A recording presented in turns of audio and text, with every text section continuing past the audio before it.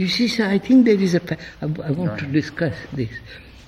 You see, the brain is constantly in occupation. The worries, problems, holding on, attachment, and so on. So it's constantly in a state of occupation. That may be the central factor.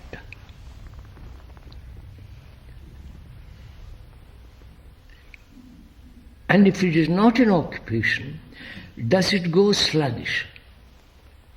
That's one factor. If it is not in occupation, can it maintain the energy that's required to break down the patterns? I don't know if I'm making myself clear. Yes. Now the first point is that if it's not occupied, somebody might think that it would just take it easy.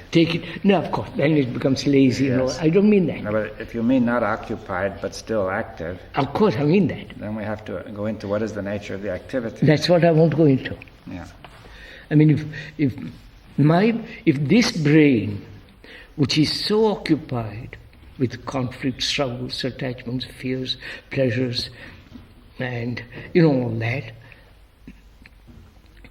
and this occupation gives to the brain its own energy, right?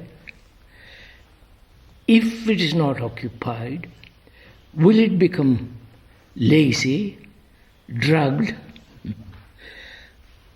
and so lose its elasticity, as it were?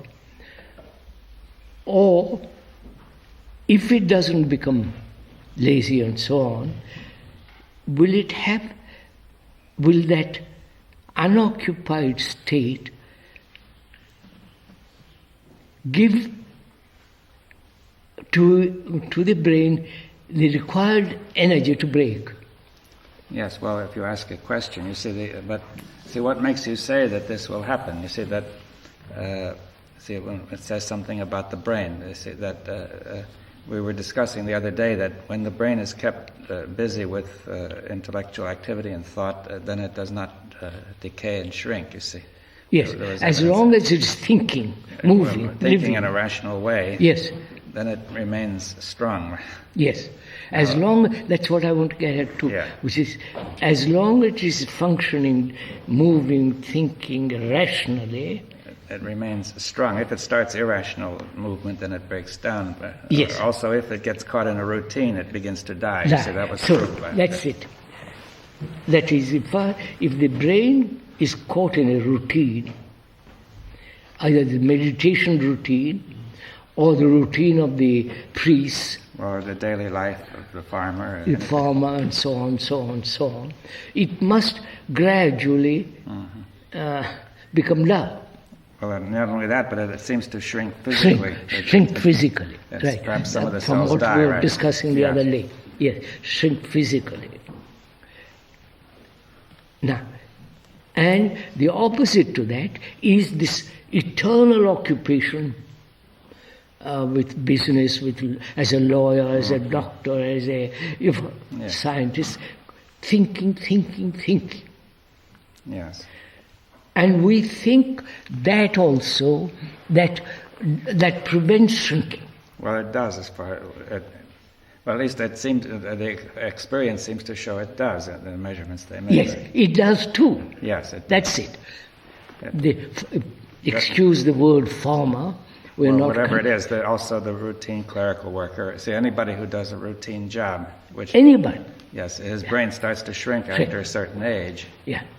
Now, that's what they discovered. And just as the body not being used, as the muscles begin to to lose their So strength. take lots of exercise.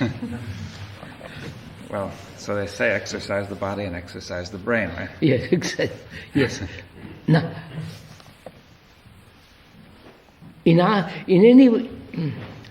if it is caught in any pattern, any routine, any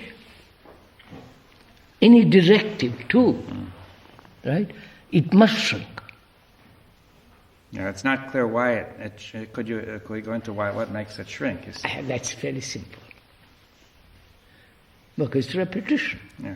Well, the repetition is mechanical and doesn't really use Of course. the full capacity of the brain. I've noticed the people who have spent years and years in meditation are the most dull people on earth.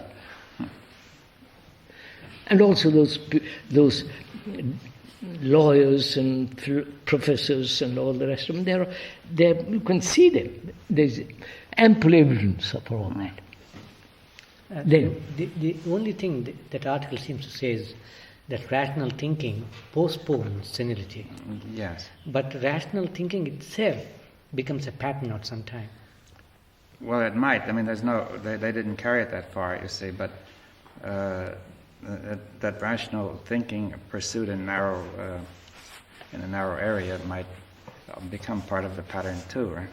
of course. But you see, if you say that there's some other way, We are going to that. I yes, want to go into but that. suppose we were presently. to clear it up about the body first. You see, if somebody does a lot of exercise with the body, it remains strong, but it might become a mechanical Mechanical, pattern, of course. and therefore it would have a bad effect. Right? You see, that's what you see, yoga. Yeah. That's what I want to say.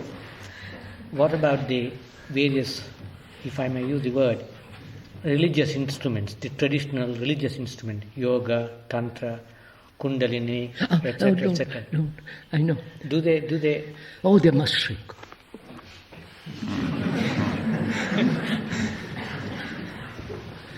Because you can see what is happening. Yoga, take for example, used to be, it was not vulgarized, if I may use that word. It was kept strictly to the very, very few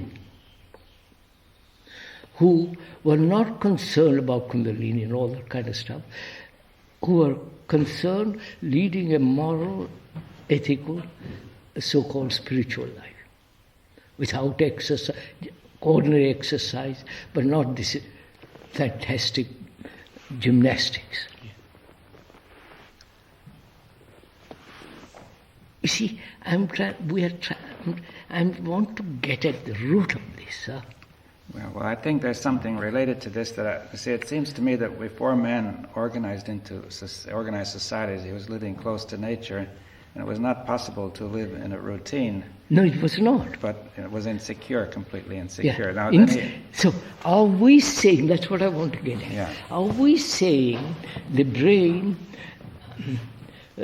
becomes extraordinarily, is not caught in a pattern, because if the brain itself lives in a state of uncertainty well, yes, not knowing. without becoming neurotic. Well, yes, I think it has to be even more clear when you say not becoming neurotic. As uncertainty becomes a form of neurosis. Neurosis, of course. But I would rather say the brain lives without having certainty, without demanding. Yes, Certainty. without demanding certainty. Without demanding certain knowledge. Yeah. So are we saying, I want to get, are we saying that knowledge also withers the brain? Well.